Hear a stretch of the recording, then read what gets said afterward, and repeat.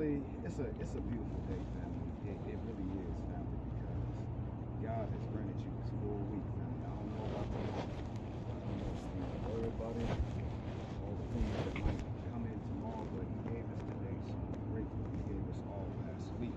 Now, I want my brothers and my sisters who are heeding to my warnings and my voice and listen to the channel and they respect and they honor me and they listen to me, my brothers and sisters out there in the world. I took 1 full year of my life to explain to you that God is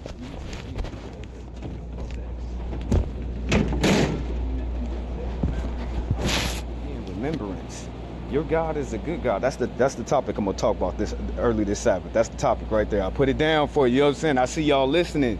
I see y'all actually paying attention to your brother's rhetoric and what I'm telling you.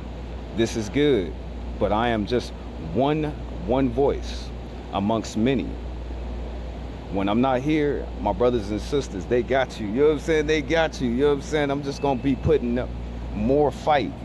But in this day, I want you to remember all the times your God saved you. Just remember, family. Bring it all next week. When next week come up, and I don't know if a lot of people have had a life like me, or you have to though, family. You've been through some things. I'm not the only one. I'm not facing this whole world by myself, and I don't have the whole world on my back. I don't, family. You know what I'm saying? We all in this together, family. One person, a lot of people would not like to believe the fact that one person affects everybody. Everybody affects everybody else in some type of fashion, some type of way in this world. We all know that it'll take a couple people that'll mess it up for everybody. So why is it so hard to understand that your life, brother, your life, sister, affects everybody that is living in some shape, form, or fashion? So I want you to bring in deep remembrance all the times that your God has spared your life. Come to Him humble, family. Come to Him. Tell Him. I want you to tell your God. I want you to pull Him to the side in your sweet, innocent, humble, meek prayers and tell your Father what He did for you in that day. My life.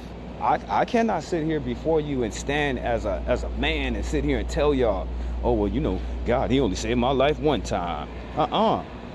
You serve a good, great God, and He wants to save you from all troubles that you will ever go through. He's not going to save you one time. He's not going to save you 2 times. He's not going to save you 3 times. Your Father loves you. He'll end up saving you 1,000,000 different times in your lifetime. And we're in the human condition, so a lot of this stuff goes over a period of time, and my brother and my sister, you're not going to be able to remember that. But the times that you are able to remember that He took His child out of the fire, the times that when they start shooting them guns, family, He shielded you from all of that. When the time the 18-wheeler truck was going to run you and your babies off the side of the damn road, and your God came with His hand of preservation and saved you. When He took you out the burning house, you remember all them times when your God has saved you. So I just want my brothers and sisters in the world just to remember what happened to you in 2019. Remember what happened back in 1997. Remember what happened to you in 2010, 2020, 2017, when your God saved your life, and bring in remembrance to Him all the great things that He has done for you for this week that it is coming up. I want you to be confident in your stand on your Lord. I want you to be confident in walking, doing the things that He is calling you out the world to do. And it's not hard, but it's not easy either, family. It takes effort to give your God what He wants. I want you to be confident in His word. I want you to stand on His word as your foundation in your life, so you could be confident in the decisions that you might have to make all next week, family. I want you to just be confident in your Lord. What would my Lord? My Lord would want me to go about it this way. My Lord, He would want me to bring it in prayer before I even made the decision. He wanted me to bring it to Him in prayer and wait. And wait, long suffering for your God to give you an answer.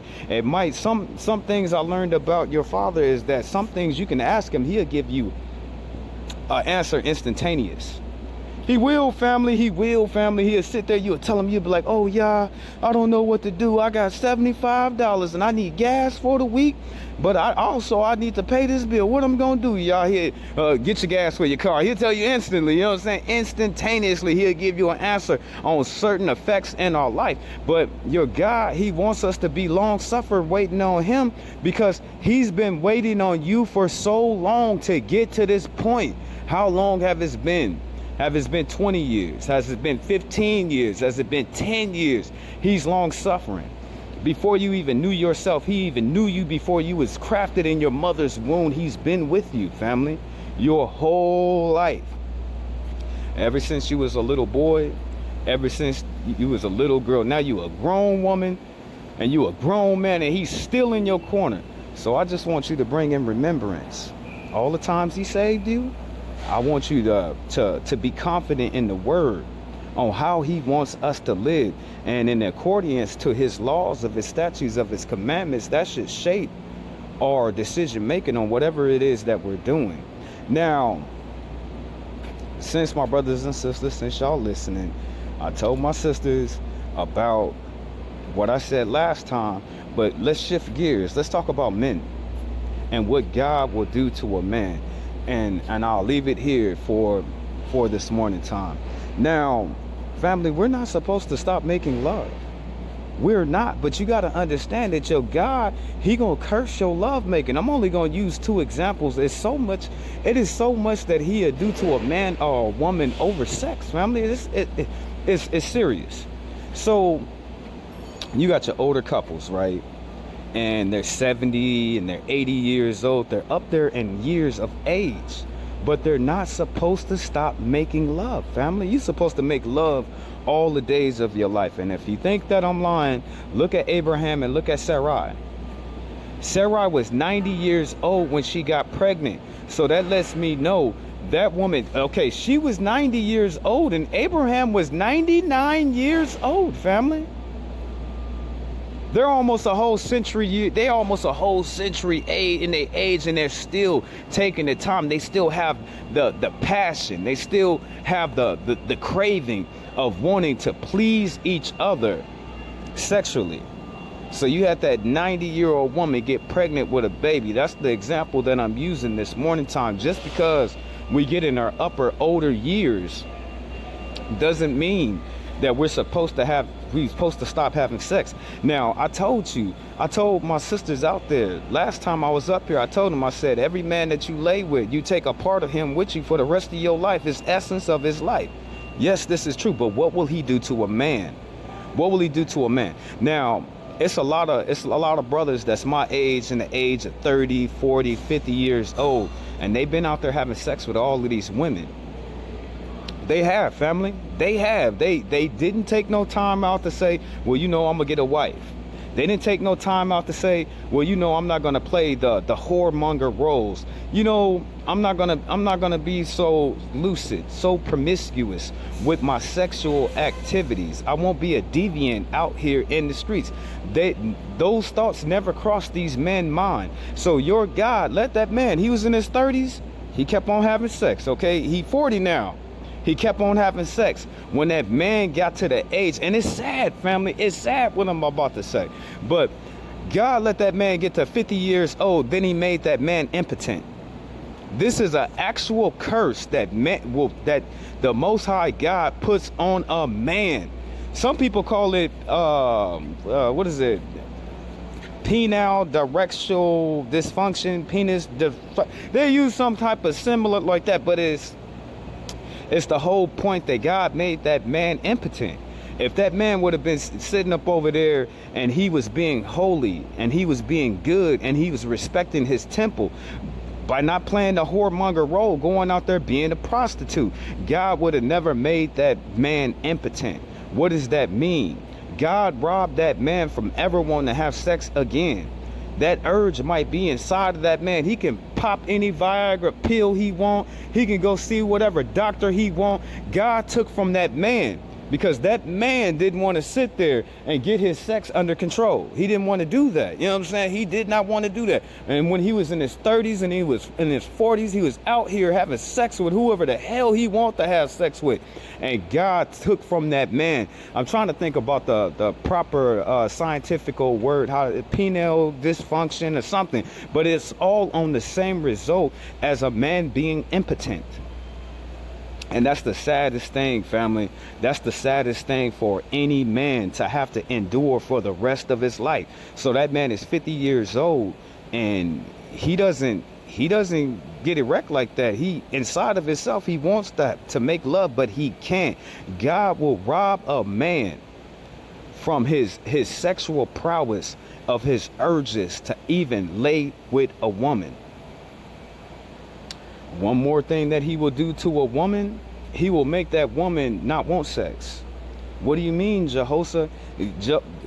God, Jehovah, he'll sit there, he'll do something so horrible to that woman to where her womanly parts are hurt and she'll never want to have sex again. All on the things that she did in her younger years, when she was 20, when she was 30. Okay, I told you about how it'll make a woman go crazy, because a woman, she's only supposed to have 1 or 2 men, maybe 3 in her whole complete lifetime. She's not supposed to run through 50 different men in 10 years, family. She's not supposed to do that. So God will curse a woman's privately parts not to function in the way that they supposed to function. He'll rob that woman and take her urges. She'll be sitting there thinking about the pain that she will have to endure if she completes that act. So once more, just like the man who has made himself impotent from not wanting to respect his God, it's the same with the woman, but it's more pain. That woman has to endure giving birth, and that pain that she feels is something similar to giving birth. So she's not going to want to do those things, and that all has stemmed from her not being holy, her not keeping herself sanctified all those years when she were younger. The same thing with that man, family. We are not supposed to stop making love because we're 70 years old, because we're 80 years old, because we're 90 years old. Like me, I'll be one of them older men's be chasing after my woman. You know what I'm saying? Because I didn't take all of them decades to go over there and disrespect my temple and disrespect my body. God is not going to rob me from that, but he robs so many different people. And these are the same older people you see, and they older years, they're so mean, they're so grumpy, they're so mad because they get no release. You would be mad too, family, if you spent 20 years of your life and you was never able to get a release. People need to have that pleasure. People need to have that different chemical reaction in their body, you know what I'm saying, to relieve all that different stress that they might be going through in their life. They need that, family. We're not supposed to stop making love just because we're older. But if you don't watch the things that you do in your younger age, you might be cursing yourself for your latter years. Just because a woman is 70, 80 years old doesn't mean that she's supposed to stop making love to her husband. Just because that man is 70, 80 years old, he respected God his whole life. She respected God her whole life. They're still making love. They act like some young people, even though they're so old, but they were never robbed from the simple pleasures of being a man or being a woman. Now, this has been your brother Jehoshaphat Israel here in the house that God has made. I'm not going to make no promises, but family, I got to get back in here and give you a Bible studies for today. I got to get it going, but peace and blessings be upon you all. All glory given to his highest. Respect your God, love your God, cherish your God, love your God more than you love yourself. Love your God more than you love your life. Love your God more than you love your family. Love your God more than you love your possessions, for he is worthy. All glory be given unto Yah.